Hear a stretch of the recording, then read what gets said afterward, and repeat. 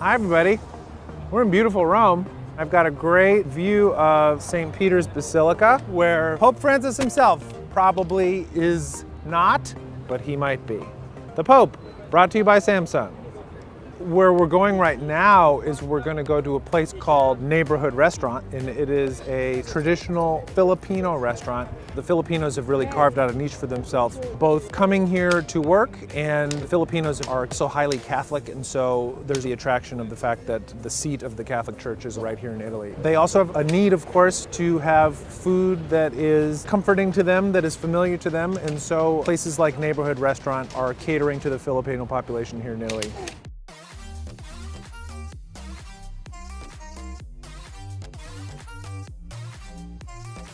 Claire, hi.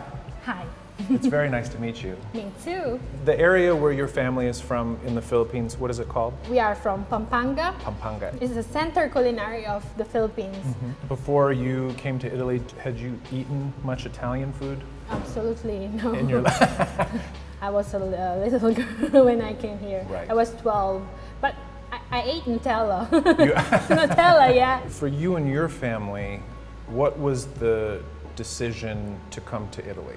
In the Philippines, the way of living is very difficult. So my father, he came here like it was 1992. And then slowly he filed documents for us, for his brother, and so on. Neighborhood Restaurant is here to show everyone that even Filipinos can make it better. We're doing very well. We are a racing restaurant. You're business owners and you're participating in the community. In the community, Italian and Filipino community. Are most of the people that come and eat Filipino, or are they Italian, or is it a mix? We serve a lot of Filipino, like 80% Filipino, like 10%, 5% Italian, but we work for that. Then we are very close to the Vatican, so we have lots of clients that are nuns and priests, Yes. cardinals from the wow. Philippines. In Italy, are you able to find all of the ingredients that you need? In a small region of Rome, in Latina, there's a farm handled by a Filipino farmer. He plants lots of typical vegetables so that Filipino are living here can have their okra, their ampalaya. So that's a very good resource Yes. for you. Yeah. Filipino food is really on the rise in the United States. It's having sort of a moment of being more popular in the US, but it took a long time. We find it very difficult for Italian to love our cuisine. Italian are very traditional to their own food. They come here and try, but then it's difficult to get them as like a proper client. Right. In fact, when we have Italian client, we have a different plating so that Oh, you they do? can. Yeah, we do it. We put some carrots. It's a bit colorful, like Put a little zhuzh. yes. I really want them to know that there's a Filipino restaurant here in Rome serving good food.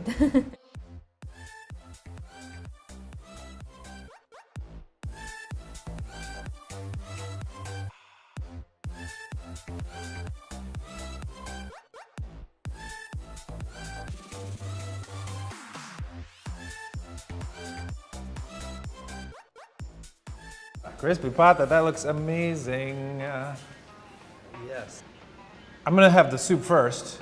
This is the traditional Filipino sour soup sinigang. It's loaded with pork rib and traditional vegetables. And of course, the main flavor is gonna be tamarind based, so it's gonna have a little bit of sweetness to go with what is traditionally a very sour, salty cuisine. The soup is really good. You've got these nice big chunks of pork. To stretch it a little bit, you could say that this is minestrone-ish vegetable soup that you would find in Italian cooking, but you're just not going to have that sourness that you would find in Filipino food, and you really do need to love that in order to enjoy the soup. And now I will bring forth this slate of fried pig. This is the crispy pata. This is the pork leg. We've got on the outside this beautiful crispy crunchy chicharron. That nice pig skin. And then below that, we should be able to get some actual meat. And that's really nice. You've got, tender meat on the inside. You've got that crispy skin on the outside. I'm just going to use the salsa that Robert made, which is just looks like a really Nice, simple soy-based sauce with some chili and some scallions. It's kind of a sweet soy. We're gonna move on to this lovely fried sea bass. Now this dish is called pesce allo pobre, which means literally fish of the poor. You could draw parallels to bistec allo pobre, which you would find in Mexico. Very simple preparation, something that any family could do or could afford to do, you know, food of the people. That is really nice. It's not overdone. You have this nice flaky sea bass. There is still that sour component that comes from the vinegar, but it's tempered in this case with the use of the soy sauce. That sort of rounds out the other primary flavor of Filipino food, which is salty. Really, really delicious. Man, I want to talk to those priests too. One of them has a collar for sure. I love eating. Me too. So I'm a priest, he's a seminarian. We got together today for a meal. We were discussing, we eat pasta or rice? Let's eat Filipino food. We like to eat here because they really prepare. We just wait for the food, chatting, discussing, because we know that the kitchen is preparing it well for us. Is the food here different than the food you had growing up? Is it a different style or is it generally the same? Once you get inside the neighborhood, you feel like you're in the Philippines. The taste, as we can get here, it's typically Filipino. Welcome. And take care, enjoy Rome. Thank you very much. Italy has one of the greatest food cultures in the world. It's also, for the most part, very homogeneous. However, there are restaurants like this. It's just nice to know that if you are one of the immigrant population and you want that comfort food, you want to be reminded of what it was like, you know, when you lived in your home country as an immigrant, this is a place where you can come. It's really hard to put this together. And I think they're doing a great job. They're showing that you can achieve that balance, maintaining your customs and maintaining the traditions from your home country and also adapting to a new place. The food is excellent. She and her family deserve a lot of credit, a lot of respect for what they're doing here. I really hope you enjoyed this episode of Dining on a Dime from Neighborhood Restaurant in the Prati area of Rome. If you'd like to watch more, please click here. What's up, YouTubers? It's your boy. Sorry, I don't speak Italian, let's be honest. I have my little phone app, and I've been learning how to say things like, non mi piacciono le mele, which means I don't like the apples.